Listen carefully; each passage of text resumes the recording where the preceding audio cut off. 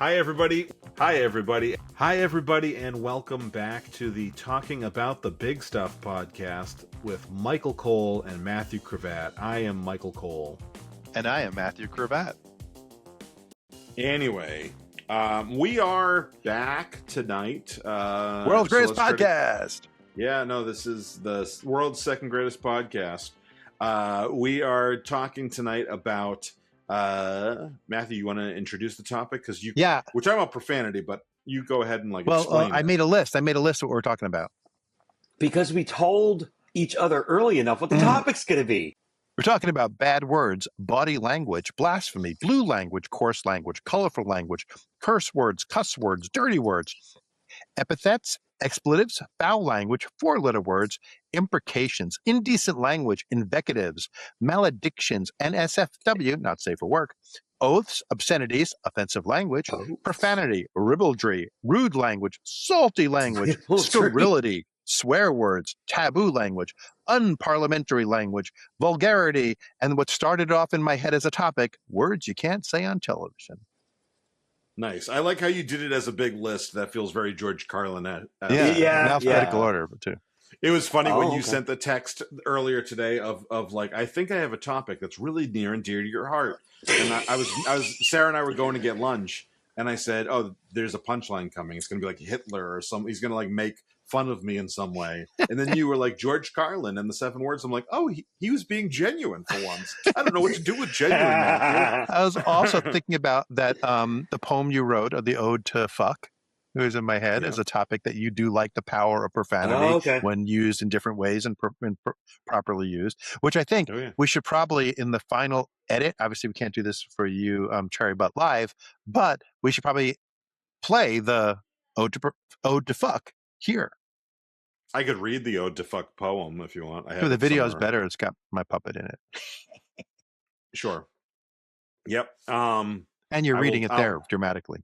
I'll edit it in. Yes. I'm here to present a dramatic reading of an ode to fuck. It is very dramatic. It's actually it's an excellent poetic reading. The kind of thing that if you're not paying attention to it and you just hear it in the background, you would not know that it's profanity. It just sounds like a moving reading. It's really well done. Thank you. I am. I think I've mentioned it a few times, but during my darkest hours, as a 7th and 8th grader, my parents had gotten me the George Carlin Greatest Hits, and that's what I had instead of Friends for those 2 years. And so he shaped the way I think about language, and specifically about swear words, curse words, and everything else. The 7 words you can't say on TV. I did a paper in college and got an A+ in a speech class about it, because I knew everyone else would be doing the Gettysburg Address or the I Have a Dream speech, and I'm like, the teacher's gonna get bored reading 10 papers about the same speech. I'm gonna do something different, and she was like, oh, thank you so much for changing this up. She fought me a little bit on it because she was like, is it comedy or is it a speech? And I'm like, well, it has a Supreme Court case around it. And so she allowed it in there because of that. Although I don't particularly like this teacher. I think she missed opportunity for prime comedy. Because if I were grading this paper, you know what I would give it? Fucking A. Nice. But she loved it. She was so excited that she had one less drivel. Not those speeches that I mentioned are great. I'm not dissing those. I'm saying a 22-year-old's opinion on a 22-year-old white kid's opinion on the Have a Dream. The I Have a Dream speech is probably not the greatest, most riveting paper to read. Likely Whereas because I was quite a bit older than my class too, a 29-year-old's commentary on the 7 words you can't say on TV, with court cases cited and everything was a bit more interesting, I think. So, and the reason why I think that's why I kind of asked Matthew at the beginning, right before we started the actual show, during the pre-show for those $10 patrons, when I asked you if we'd be talking about obscenity or profanity or both, is because part of that court case was, they were initially charged with the idea that it was obscene. The 7 words you can't say being played on the radio was obscene, and then once they went to the Supreme Court, it was found that they are profane but not obscene. Obscenity is a different thing. Profanity is Profanity, I don't think has a value judgment assigned to it. Right. Like fuck is profane. Whether it's obscene or not depends on context and societal norms. I remember there was this was during the Iraq War. There was a reporter who was live at the in Iraq, and I don't know the name of weapon, so I apologize, but one of those like grenade launcher things shot right over his head, and he went, "Oh fuck!" live on whatever news, and they got fined, and there was like repercussions. I'm like, I'm sorry. What? Like how on earth can I think the obscenity there is the fact that we were in that war, not the fact that that a guy went, "Oh fuck." I'm reminded of the episode of Star Trek that has Surak and Abraham Lincoln on it, and there's a scene where Surak, of course, is the Vulcan who created the discipline of logic that Vulcans use, and Spock shows emotion like surprise when he first sees him, and he apologized for it. And Surak says, "The provocation was sufficient. I forgive you for it." And something like along those lines of forgiving him, and I'm like, I feel like go to court for the obscenity of that. Missile went over your head. The provocation was sufficient. Like that, you're allowed. There's certain Eddie Murphy had a routine about when the Pope was shot. Like if you listen, like everyone who gets shot says "motherfucker" when they get shot. Like and he goes, and if you watch the recording of the Pope getting shot, you can hear him quietly go "motherfucker," because everybody says it. Nice. The FCC, I have an interesting history with them. One of my first jobs in radio was on a station in Charlotte. If you ever listened to WLNK, you may have heard my name in the earlier 2010s. And in 2012, the FCC failed to provide the Supreme Court with enough like data or evidence of fleeting expletives, which is that kind of thing exactly. And the FCC adjusted the enforcement to like something of that nature is not going to end in fines. Despite when I got on the radio, I was fined per word. And I cost the station my entire first 1.5 paychecks for the very first few minutes I was on the air. So nice. And I remember it's so clear in my head. We were still an analog call-in station at that time, and fuck. Oh darn! Where's the fucking button? Hold on. And then I looked over at the call-in board, and I just saw one thing light up, and it was the station manager, like calling the station to tell me, "Dude, you're alive right now, right?" And I was, "Oh fuck." So that was possibly not a fleeting expletive because it was considered more than once, and I think the maximum fine is it was 50 something thousand back then because it was considered like per incident. And although I was one incident, it was before 2012. So it was per word. So that was not a good way to learn.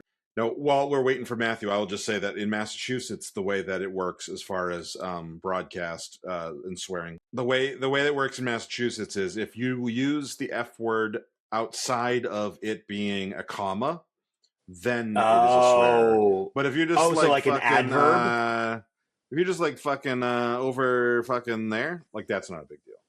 Okay, so an adverb is cool, but if it's to describe something as an adjective, that's when it's a problem. This fucking person, or if you use it in the literal. Okay, yeah.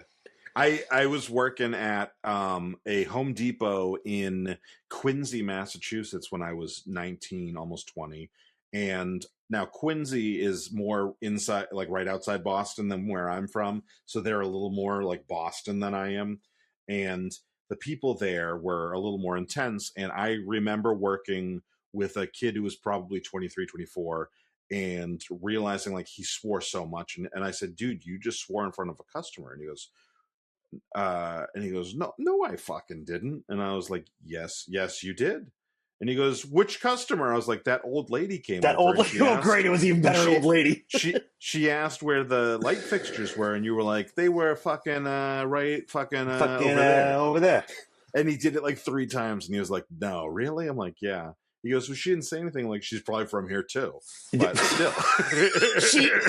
she speaks fucking Boston, and she's like, listen, I talk like that, but I just wasn't going to do it in front of you, young man. Ricochet Rita knows about Quincy because of Fallout. I didn't know the show or the movie or the video game. I didn't know that, but I will say it. Even though it's John Quincy Adams and that they are related, it is Quincy. Just so you never get made fun of, because my sister called it Quincy one time, and a Quincy person said, "Is this fucking bitch serious? Calling it Quincy? Calling Quincy? It's Quincy, you dumb bitch." Serious? I'm not. Well, I'm doing the accent without trying to do the like. Where was this? This was in Quincy. No, where was this? Was it in Ware, or was it somewhere else? Ware is a city in Massachusetts as well. I don't know if that's the joke you're making or not. Glaxo has a facility in Ware. Oh, Fallout 4 is set in Massachusetts. Oh, that's yeah, cool. it is. Yeah. So it's New Yorkers know that season. Texans don't know how to say the city of Houston's name properly. Houston Street in New York was because the same family that Sam Houston's from, he moved like to Texas. It's the Houston family that was a long-term New York family, and the southern, like southwestern accent made Houston Houston. Like that's not the right name. All right, so back to Profanity. I remember how. Why are we fucking talking about history? Jesus, remember Howard we're not Stern smart. talking about when they talked about Howard Stern being obscene because, and like the definition was something like not consistent with the society you're in or something like that. And he was like, "I'm in fucking New York, surrounded by rapists and murderers, and the words that I say are more profane and obscene. Yeah, look at the society that I'm in. Like how do you pretend the words are the bad thing?" The FCC has been an interesting animal, especially coming off of terrestrial radio and into what Howard Stern transitioned to, which is satellite radio, where the FCC, extraterrestrial radio, right, where the FCC doesn't have any sanctioning, like it has absolutely none, or podcasts. Correct, or podcasts. And when Howard Stern transitioned off of terrestrial, when he was it Z100? No, in New York, K-Rock. Sorry, K-Rock, not Z100. When he was at K-Rock in New York, he left actually the station I used to work at in Connecticut, and it was such a big deal that he could talk the way he wanted to, but also he had been on television for so long at that point. He used to have his pay-per-view show and stuff. Yeah, so it wasn't that big a deal. It's also funny because I feel like he left the medium that was a little more harsh on that, and then he chilled the fuck out too. Like that was interesting. It's so different as soon as he didn't have to watch. Yeah. So yeah. So I think in the chat he went from people riding Sibians to Hillary Clinton coming on to talk about her campaign. It's so fucking weird. Howard Stern, political pundit. Well, he ran for governor. Growing up in the world. He was running for New York governor and had as libertarian and had a lot of following, and he had 2 platforms. He wanted to decriminalize marijuana and make all road work done at night so that it didn't fuck up the rush hour. Like that was his only 2 platforms. And he had so much positive coverage from that. Yeah, and then he was informed of the New York law that you have to disclose all your financials, and he said, "Fuck that." You fucked it right. Mm-hmm. And it's funny because all he cared about was New York City. Like he was running for governor, but it was New York traffic he was worried about, not anywhere else. But yeah. So Nimrod is in the chat, I think, still, right? You haven't lost him. Back in Mr. Nimrod to you. In our old improv days, there was a time period where we did 2 shows a night. And we would do like a 7:00 show Fridays and Saturdays. That was family friendly as we build it. And And we would judge what family friendly meant based on what the audience was. Like if there were children, it was like a PG level show. If there were no children, we'd up to like PG-13. Like we still like people may have come because it's family friendly and be offended by something rude. So we didn't go blue if it was if there were no children, but we went a little further than if we knew there were children, but only a little. And then the late night show. So like if we do that show, we take like half-hour break and then we do a late show.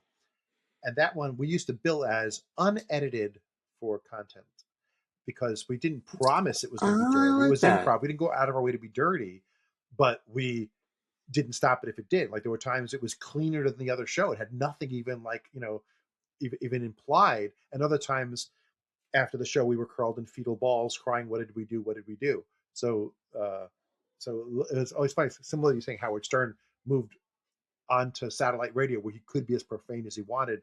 And in a way he got more mature. Like we definitely had that when the titillation of going up to the line is gone. Sometimes you don't even bother approaching the line because there's no line. So you don't want to. Yeah.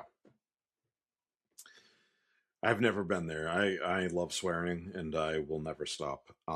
It is a bad habit. In fact, when we were all for a different project filming something, Mike once again pointed out that I'm probably not made for public consumption because he thinks I'm going to get shot telling a truck not to run me over.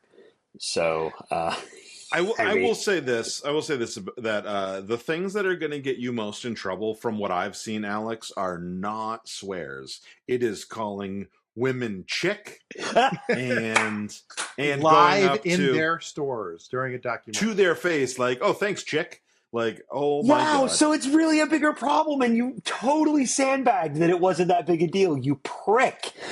and then the other thing that is going to be a problem is going up to teenage girls in businesses and being like, I need to talk to your manager, instead of being like, hi, is your manager around? Holy shit. Wow. So in two statements, you have made me sound like a really creepy dude and a really creepy dude. Just the two different groups of people. Both women. Alex, in your defense, when you called that wonderful young lady a chick the other day, yes, it was a little worse to me when Mike said, honey, he didn't mean it. Like that to me was worse, frankly. So I'm on your side. Listen, Toots. I feel like Toots is like a fun one. Listen, because Toots just sounds so old. Toots, like, you got moxie. Yeah. It sounds like you're about to comment that she has nice stems and ask her out for an egg cream. Yeah. Yeah. It's almost got stems, like their legs, sticks, things that go from the hips to the floor. Impressive. There is a level to which like the older you make it sound, the more it's like, oh, it reminds me of my grandpa, and that's not as like bad as like listen, you broad, like you dumb broad. Whereas you could be like, oh, she's a real nice dame, that lady. Oh, dame. There you go. Yep. That Dame Judi Dench. Oh God, I love a Judi Dench movie. I really thought that was going to get sexual for a second based on that groan. So, can we talk for a second about the appropriateness, since we're talking about how inappropriate Alex and Mike are in public settings? Yeah. There was a time when Nixon was reported to have been using profanity behind closed doors. Sure. And he had to come out and publicly apologize to the country and say that's nothing that a president should ever do. And Dick Cheney famously referred to a reporter as like a fucking asshole from the New York Times or something like that, and it was a huge, big, scandal. Mm-hmm. And Donald Trump does his Truth Social posts, dropping fuck, casually without any repercussions. It's just like, yep, that's what you do. You're allowed to say fuck now. I will be to kill countries. I'll be honest, and this is the one way I'm going to defend Donald Trump, is that when it comes to language, Trump versus Nixon, we don't have any tape that I'm aware of Trump saying the N-word.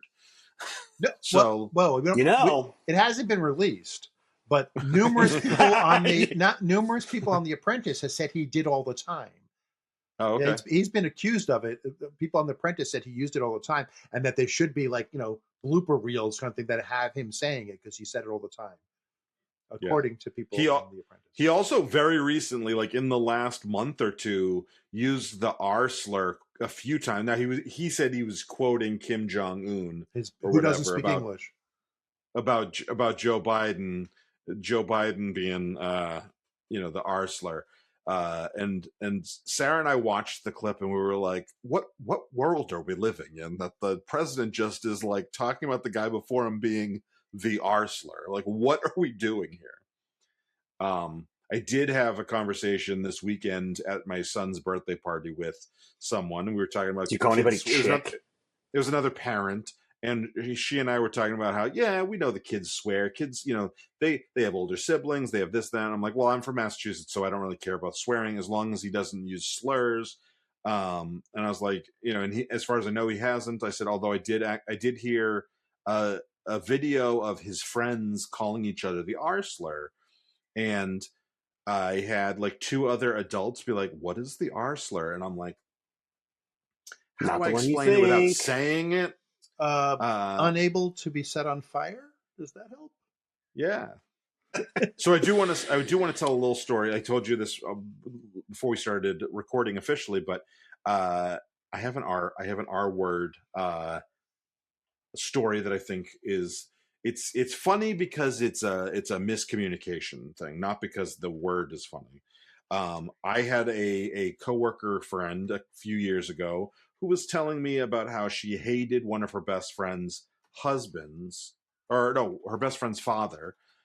She hated her best friend's father because and one of the things she said about him was he got married to his ex-wife knowing she was R-worded, and then it became a problem for him later. And I was like, or no, not knowing she was R-worded. Then he found out that she was R-worded. And we had this conversation using the phrase R-worded for like 3 minutes. And I was like, how did he not know that she was R-worded? And she goes, Mike, not everyone tells each other when they're R-worded. And I was like, what do you mean? Why did he need to be told that she's R-worded? Was a physical crime committed against her? Was that what happened? Yep. Yeah. And I didn't know. I thought she meant she meant he married a mentally handicapped person. And we just had this minute. I mean, it was minutes. And we were both like, what are you talking about? What are you talking about? Aren't you born that way? I was like, what, how did he not know? Like, was she British? Like, what? Is she British? Well, you've seen that episode of Arrested Development, right? Where I thought she was just British. I thought she was just, or because she's British, it like just made her seem like carefree or whatever. No, but like I was like, how does he not know? And she was like, you don't always disclose that on the first date. And I'm like, I feel like you do. And I feel like it's apparent. I think anyway. I don't know. Okay, should I delete that part for only for patrons? No. It matters in the episode because the next thing that reminded me of was I R-worded. Well, my mother works with. I mean, rested. I just mean rested. Right, napped. My mother and her new husband are special needs teachers. Mr. Nimrod says the worst variation of Who's on First ever. Or we aim to please. Best. We aim to please. You fucking aim to and please. his daughter, Ricochet Rita said the modern day Who's on First. I didn't see that until afterwards. West minds think alike. Yeah. So my mom working with special needs students, that R word, the flame retardant one, was an absolute no in our house after she got married to him, and we in fact got into one too many shouting match with her new husband about using that just in vernacular ways, the way that we used to say gay for someone who was born in the early 80s. That was a common it's a bad thing blanket term, and it's embarrassing to hear old videos of me talking and think, oh God, I was an asshole with the language I was using, right? Yeah. With that in mind, our generation, I feel like, I don't know, maybe not more so than yours, Matthew, but our generation, I feel like, was so edgelordy in some ways I think my generation, we didn't realize, like, we knew it was, those words were profane, but we didn't know they were Yeah. obscene. We didn't know they were insulting Yeah. and slurs. Okay. Like, Yeah. we used words like the R word. Well, the R word wasn't even, like, it was a scientific term at the time, frankly. Yeah, There's yeah. a lot of words that were not offensive when I was a kid. They became offensive, possibly because of how my generation used them insultingly. Yeah. And they became, suddenly they're offensive, but they were not offensive words to begin with. And there were some, like the N word, that have always been offensive. But when I was younger, we didn't realize it. Like the kids today know that's just a racist thing to say. For us, Yeah. it was just, I mean, we know you could use it in a racist way, but we thought you can also use it just in a simple, you're an idiot, you're a more, like, in a negative way that we didn't realize was, oh no, what you're saying is because you're taking the racist thing and moving it down a couple of levels and using it in a different insulting way. Like that, we didn't even realize that was a thing. Yeah. I always remember Eddie Murphy talking about, Mike, we talked about this the other day, offline. Eddie Murphy talking about, just to be white clear, people don't Matthew use, never said the word. White people don't use the N word anymore. And then he paused and thought and said, well, I guess not when black people are around, so I wouldn't know. But it was true that it stopped being used during my lifetime. Like, if the word slowed down its use, it was not. It was always, you knew it was a bad word, but it wasn't worse than fuck or shit. It was just another piece of profanity when I was young. So I think that's something interesting that we should talk about too, is the way we censor those words. So I think I do you mean like the swaps we use for it? Both. So the N word, I know that people sometimes do swap it out for other things that rhyme or that have the same amount of syllables. The rhyming is so cringy. I know what you're doing. Stop. But for the most part, I think we've all just settled on calling it the N word. Yeah. And I don't think that, I think that's the best way to do it. And I will use the R word, not the R slur, as an the example R slur, of something. You wouldn't have not out of who's on first confusion.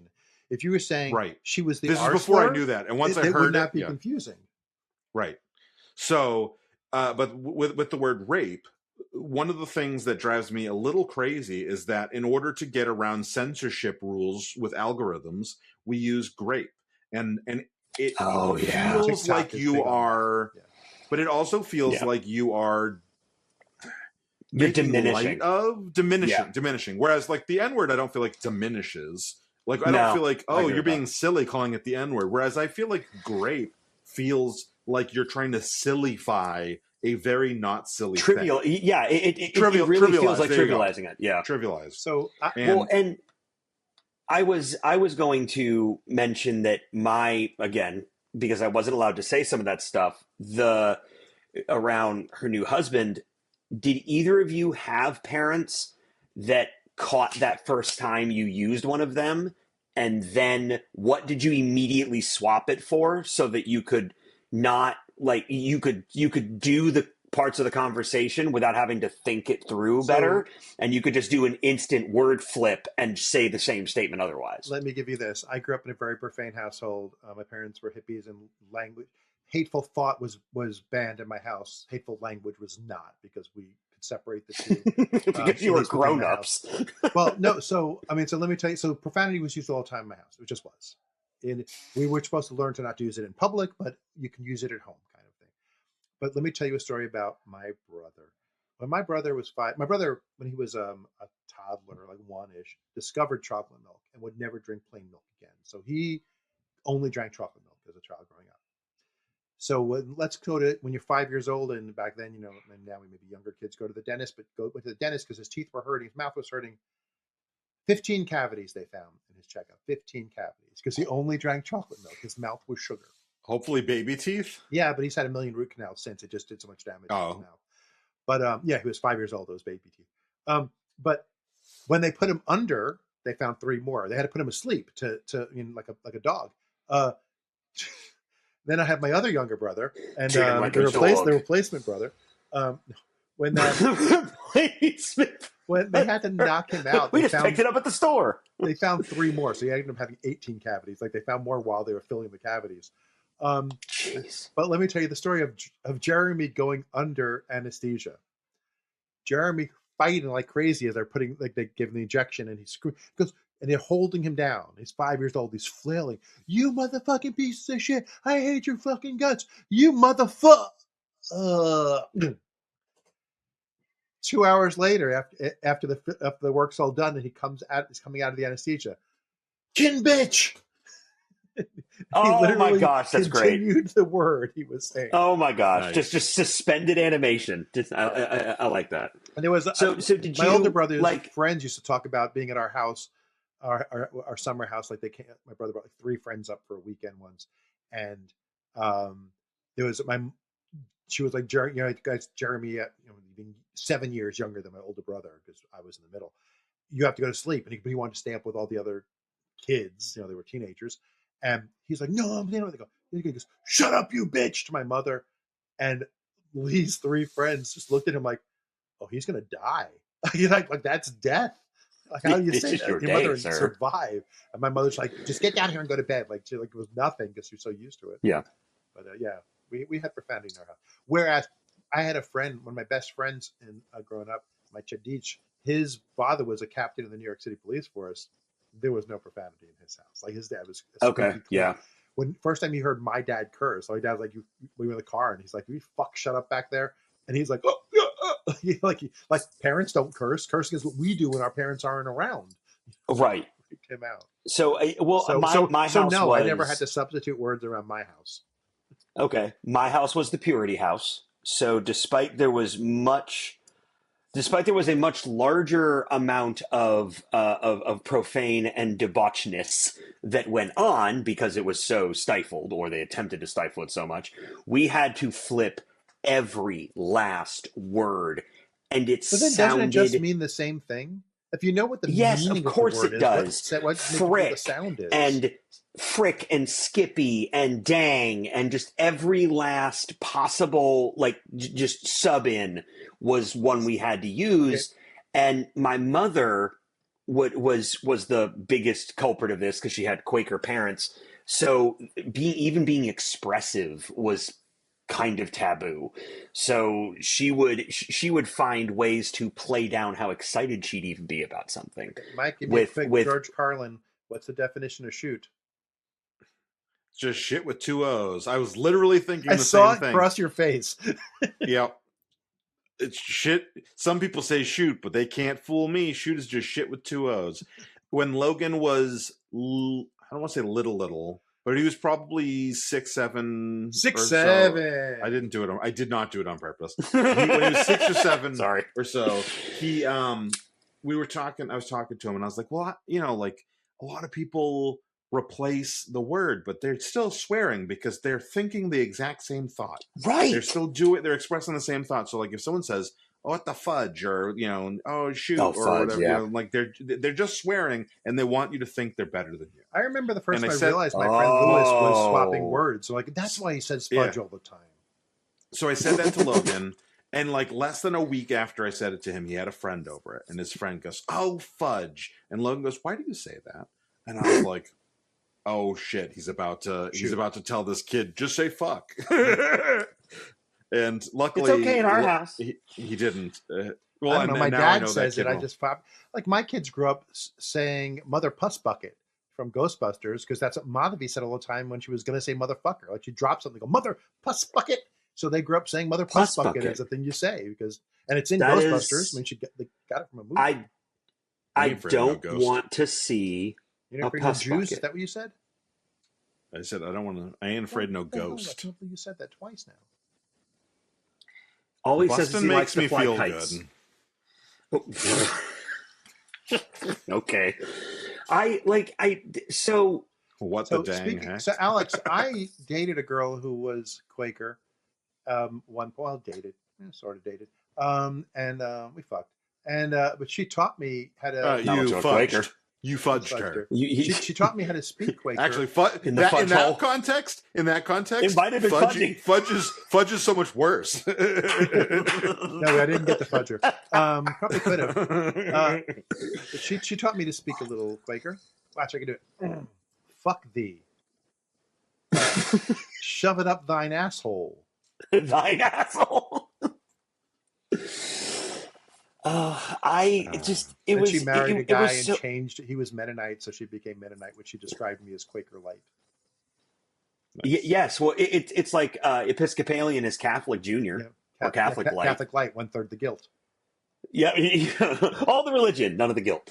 I really feel that profane language. Speaking of three guys who absolutely are operating in sort of the realm of art or expression with what we do here, I I believe that something we said earlier about like profanity or just the different like levels or severities of using some of these words, like is it a literal definition, did it become a slang term or a slur, or did it kind of morph into something much bigger than it really was?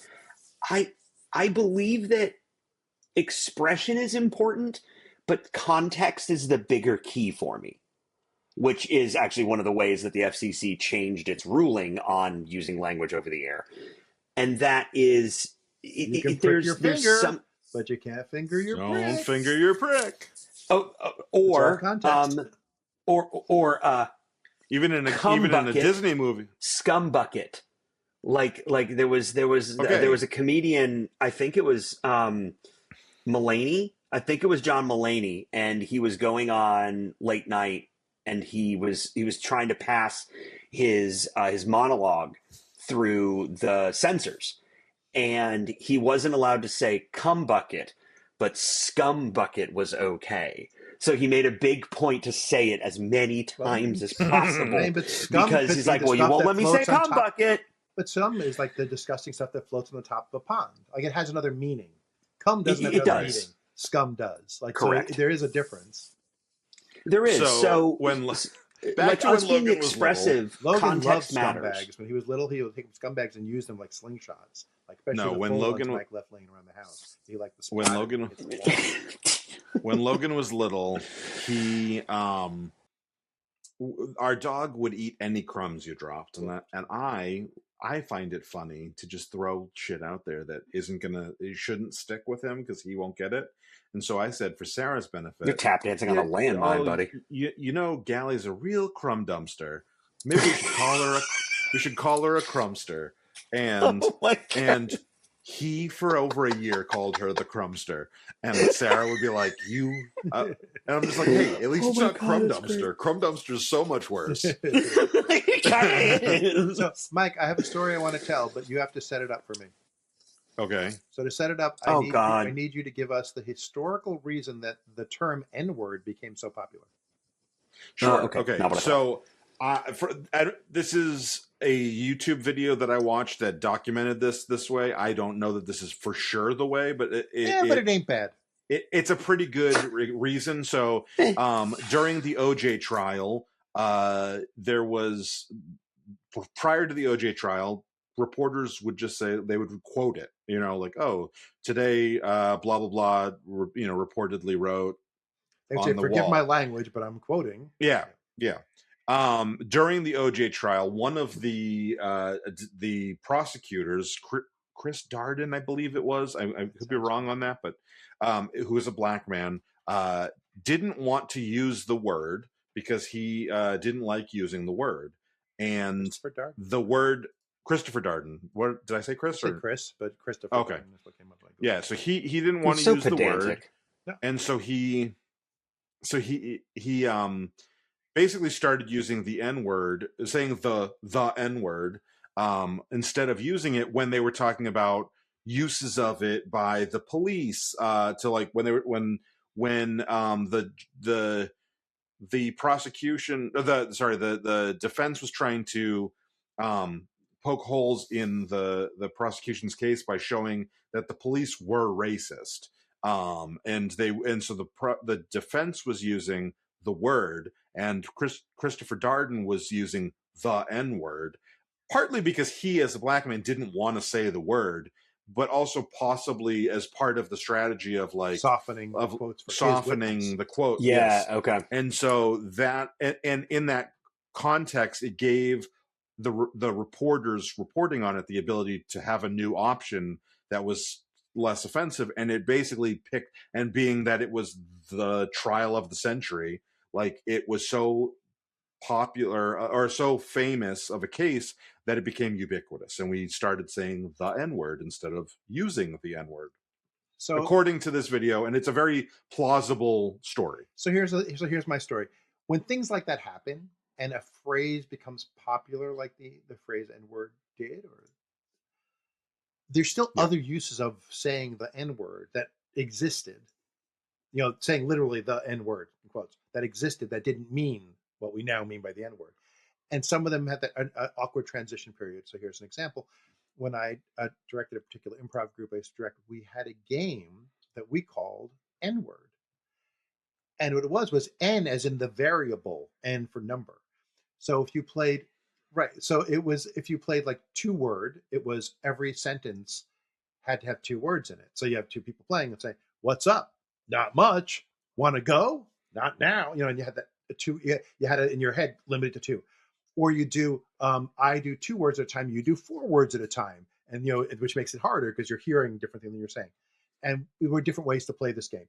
If you are like me and Mikey and one of our my assistant director, and Mikey was producer and I was director, Wade, we were really good at word games, so we could go on forever without making a mistake. So we would just play it as an extended scene. When you have people who would make mistakes more often, you do it as a competition game. You're out when you say it and see which team can do it without getting out, you know, more times or whatever. So I'm teaching the game to new students in my improv troupe, or you know, taking their classes. Like, we're going to play N-word, and they're like, we have a game called N-word? Yeah, it's really fun. It's fun to play N-word? And it was someone N-word? like 4 or 5 years younger than me. I was like 25. It was like a college student or whatever, you know, freshman or sophomore in college. And the word N-word only had one meaning to them. Like, it was no other okay, meaning, yeah, at that time. because it was in the early 90s. And like, they had learned it from the OJ trial. And to me, it's like, what are you getting upset at? Because to me, the one meaning was N-word, as N is a variable. So it's kind of like now my kids get mad when we said something about something tasting zesty, and my kids were like, "That you can't say that." Like, what do you mean? Oh, good Lord! Because zesty now means effeminately gay, and it's like it was zest from a lemon peel. Logan called us out on that because we went to Burger King, and if you get Burger King's onion rings, which used to be great, they're now subpar. You need the zest. You need the zesty sauce to make it worth it, right? And so we asked for the zesty sauce, and Logan goes, "The zesty sauce," and we're like, "Yeah," and he goes, "That means gay," and I was like, "Okay." And I think that he thought in the context that it was an offensive term, or the way we were using it was an offensive way. Oh, so he thought you guys were like downing the sauce specifically. Right. And we we were downing like, the zesty. Just like the word gay is not offensive, but the way you used it in the 80s was. You know, the same kind of thing. So he's like downing the sauce. And so he goes, so like he said, what did he say?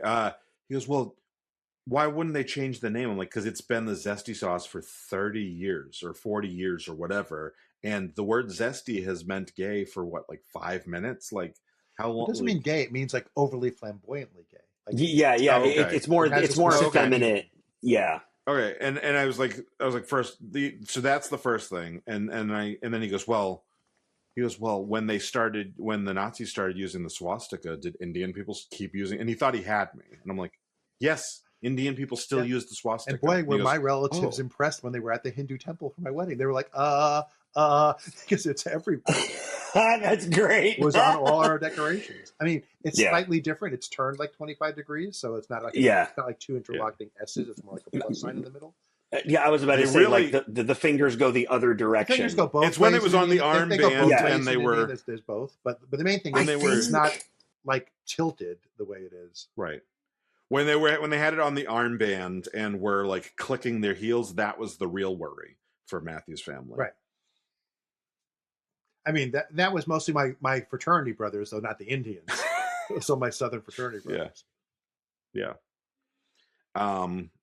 It's a purity or prosperity symbol, and good luck. Oh. Yeah, because that's the thing is like when you get into the really really offensive people like Nazis, not like Indian people.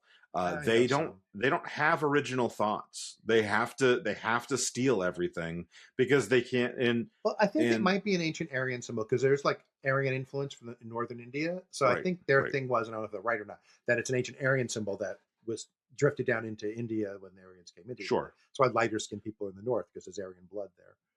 Right, but even Aryan didn't mean what they meant. Right. What They were just what saying they it's turned our. it They were into. just saying it's their heritage. Like it goes back to Yeah. their people. You know, it would be like you using a swastika because your relatives were Nazis and now you want to use it. Oh, that's a bad example. It'd be like heritage, not hate, like a Confederate Right. flag. Speaking of things that happened in the Tennessee I legislature, get springtime for Hitler, Ricochet Rita. I know that one. it is. You know it from the okay. modern version. Don't not be the stupid. original. Be a We smarty. have a podcast, and Come I and wanted join to the do the Nazi producers. I was not allowed. Wait, because Because Mike, you know it because of like Nathan Lane and Matthew Broderick, or Gene Wilder and Zero Mostel. I had seen the Gene Wilder and Zero Mostel version before the Broadway version came out, and I liked it, but I think that it's still present in my mind because it got that revitalized. Like, Yeah. I don't know that I would remember it if that play hadn't come out. So Alex, you I need a really, new keyboard. guys, I am literally just going to get the loudest possible keyboard just to spite you. Oh, can we already tell a have real that. quick story? So we were doing an interview on Friday Yes, for the of course you document can. for the talking about the I like big how you stuff asked chocolate. permission, but just went anyway. No, I'm sorry. It was yes, Mike, you can go ahead. So we were doing an interview on Friday for the documentary that I think we mentioned. Well, let's last talk week. about it again. Yeah, Not everyone listens to every episode. we're doing a Upcoming, documentary. talking about the big stuff production from Chocolate Diamond Just Media. step on each other's toes and tongues. It's fine. What name did I make Yeah. up? Anyway, so we interviewed a politician on Friday, and Matt and Alex is running the boom mic, and he goes, Miss, can you just be more careful with your jewelry on the table because it's all I can hear. And Matthew stops the interview and goes, "You have no right to be able to be telling The anybody unmitigated that gall for you." It was so funny. It's I mean, fantastic. Matthew knows the politician, so it was not just like this wasn't just like a rando interview that we were doing that didn't know When a us. politician or greets know you with Excuse a me, hug, you're chick. allowed to make a joke. You. Yes, I Commissioner was Chick. operating the boom. It's Commissioner Chick to you. Commissioner Chick to you. I was operating a boom mic, and I had the monitors in, so I really didn't hear anything else except for seriously her voice isolated. And she had on bracelets and a watch that were hitting the edge of the conference table. So yes, I noticed them heard hitting, that. and I was wondering if it was coming across because I noticed it visually.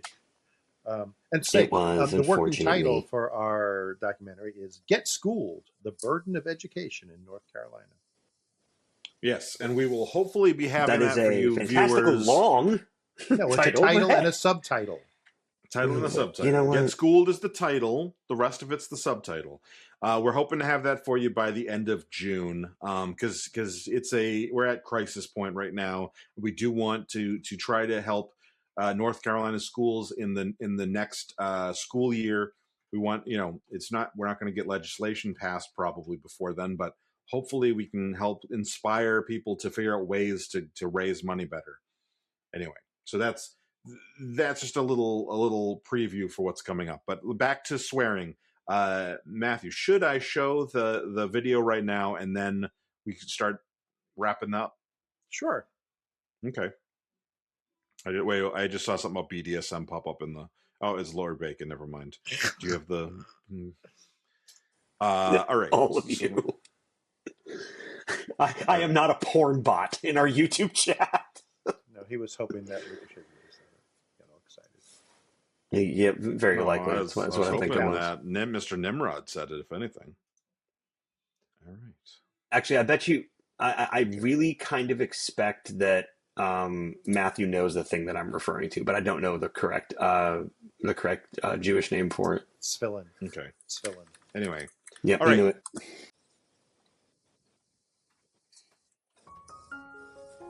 Noun, verb, adjective, adverb. Fuck in many forms. Carlin opened my eyes and showed its full potential. A word so perfect, like a master key, able to fit in anywhere. Fuck yeah! Verbalized adrenaline coursing out our mouths. Heart pounding, pumping like a piston. Fuck you. Venom spat before hate-filled lips.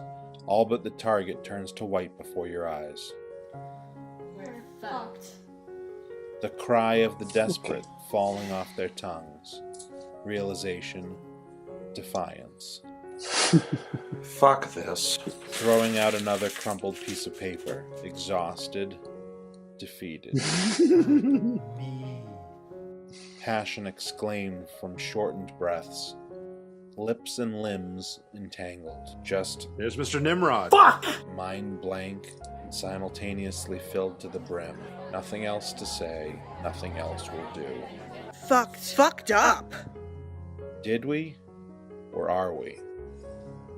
Often both. What the fuck? Furrowed brow, red face. Fucking great. No, it's not. Unfucking-leavable. Some fucked up quotes. Those who mind don't fuck, and those who fuck don't mind. Fucking is doing the same thing over and over again, but expecting different results. That which does not fuck us makes us stronger. Not like the N-word, the C-word, or that other F-word.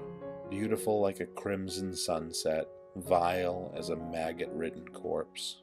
Flexible like an acrobat, strong like a steel beam. Everything, nothing. So fuck off. That was it. I have not watched that in years. And if you want the written version of that, you can get that in not my novel, my other book, Everything I've Got Left, which is available anywhere you buy books, on any website that you buy books, or not in stores, or on e-readers. MichaelChristopherCole.com. Sell your book. Yeah. There's a reason he's not in sales. Yeah, there's a reason. He's really bad at asking for the managers in a way that makes people feel really uncomfortable. That's my job. I'm not bad at. That's my job. I have a different approach. I am more casual. I will say this. Yesterday, the YouTube screen looks like it's gone to another video. It does. It really did. Unless it was just for a second. Okay, no, it's fine. It's fine. Never mind. Okay. I thought it went to Transformers Anyway. for a second. I got nervous. Transform in the Faith. Yeah. Yes, nice. Well, what was I starting to say? Oh, yesterday we were talking about salespeople because, as some of you may know, I don't like salespeople. It was a problem at my last job. It was a thing that I got myself worked up too much about. But we were bitching about salespeople yesterday, and I was telling Sarah some of my frustrations, and I said that they could eat a dick, and Logan started laughing because he had never heard the phrase "eat a dick." Really? He goes, "Salespeople In your can eat a house? dick." It's In just not your something we house? You had use. never heard that? Okay. And then as soon as I said it, I'm like, I hope it's not homophobic. I never really thought about it from that sense, but I hope I didn't just teach him a homophobic thing. Is what you taught him too zesty? Yeah. Oh Yeah, my god, I mean, I think- my brother is guilty of that and it drives me nuts. Eats bag of Speaking of, Are they all mushing around like chicken parts, or are they sitting straight up like baguettes? So a friend of mine Speaking sent of a George- particular politician. He found a place online where you can order a bag of dicks, and I think it was maybe chocolate dicks. I think they were chocolate. Like they Nice. shipped it to a politician's home. A bag of dicks for him to eat. they have dick-shaped pasta outside of Pompeii, and I had told Logan that. I said penis-shaped, not dick-shaped, but. And when we were supposed to be going to Italy, he was like, "Can we get penis-shaped pasta?" I'm like, "If we see it, we can get it." But anyway, Put it in my mouth. Eating a bag of dicks reminds me of George Carlin had a bit where he talked about how did being a cocksucker used to mean a good woman. A good woman was a cocksucker. Now it's a bad man. Like the example of like words that change how bad they are over time, like the B word now, right? Which now is considered really bad in most contexts.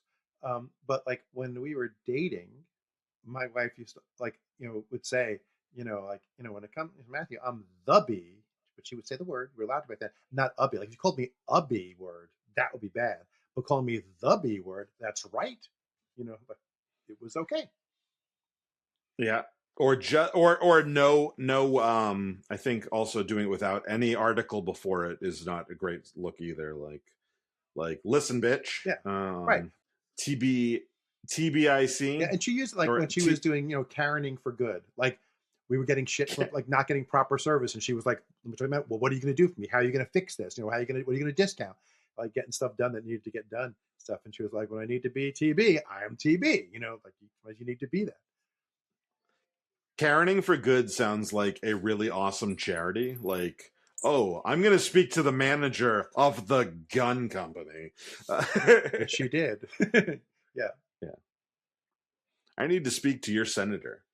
So, all right. One last political thing I love. On 2 Fridays ago, when it was the education rally, we met. Mike and I met a senator, a new state senator, who had just become a state senator, and we talked to him. I don't think we recorded him. I don't think. No, he didn't have time. Yeah, we just talked to him for a second.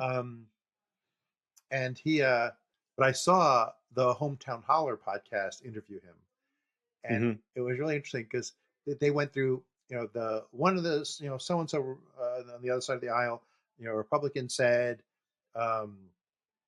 that our schools need to be the best schools in the country. They need to be well financed.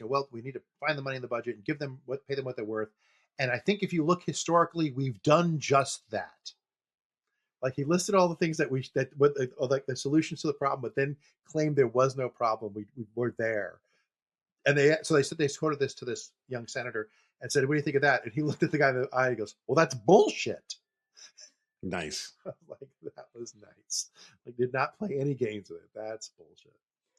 After our experience with him too, he was so polished, I felt like, that I'm surprised to hear that. That's good that he was like that, because he seems like, even though he's only been a senator for like a couple months. With me too, because when I talked to him about the fact that as from Triangle Free thought I was going to be coming to visit him the next week, we were trying to get a meeting with him, and he goes, "Oh no, I'll tell my assistant to make sure that you guys are on our calendar. I'll make sure that we find time for you. I know I saw that email. We'll find time for you." And he goes, "I really would like to debate you because I'm an Enlightenment skeptic." And I'm like, "Oh."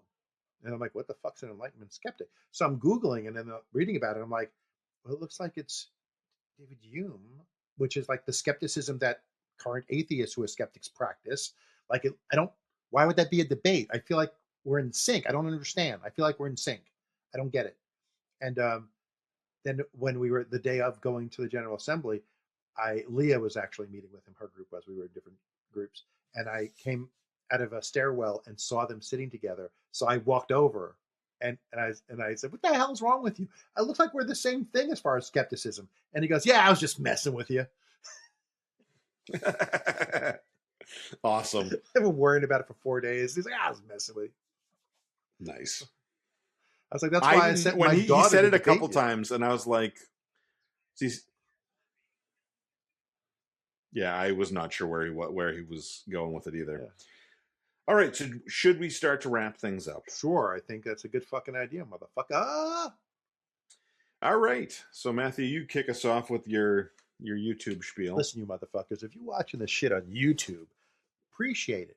Hit the fucking like this button, ring the motherfucking notification bell. Subscribe to the fucking channel already. Why don't you? Yeah. Comment. You know what? Comment your favorite swear word, although I don't know if YouTube likes profane comments. So do some comments use Growlix in your comment. Feel free to use Growlix in your comment. Growlix is the stars and stuff? Yeah, that's what they do in when comic book characters curse, and it's all asterisk, star, exclamation point. Yeah.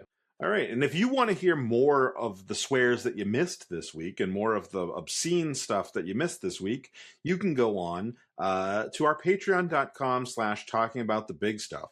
At patreon.com/talking about the big stuff, we got 4 options for you. And on those 4 options, oh, wow, my stream is way behind. On those 4 options, you will see that there's a free version that just gets you the episode when it comes out through that platform, but it gets you some notifications and stuff as to other options. Then there is the $1 version, which is the early version. the $3 version, which has some extra spice mixed into it, and then the $10 version, which has that pre-show, conversation, and so there is no shortage of extra swears and extra obscenity and profanity within those No versions. amateur fanity from us. All our fanity is pro. Yes, no amateur fanity. Yep. And Ricochet Rita wrote M and then Growlix motherfucker. Basically wrote motherfucker. He did. That's how she pronounces it too. M Growlix motherfucker. Yeah, so like I said, those versions are the patreon.com/talking about the big stuff is where you're going to find all those versions. As I mentioned, usually, although not every time, that price is per month, not per episode. So we have 4 episodes per month minimum. So you're like split that in a quarter. So you get 25 cents for that $1, 25 cents per episode for the $1 version. I'm not going to do the math on the $3, and then $2.50 per episode on the $10 version. Yeah, so please do all of the things, do all the free things for us. And if you want to, do one of the non-free things for us. It only helps. It'll help us to keep bringing you this podcast. And obviously we're trying to grow. All right, Matthew, any last thoughts? My last thoughts. I want to thank you, motherfuckers, for hanging around to talk about the big stuff. The only podcast where we would like to. And if you didn't hear what he just said, you need the Patreon version.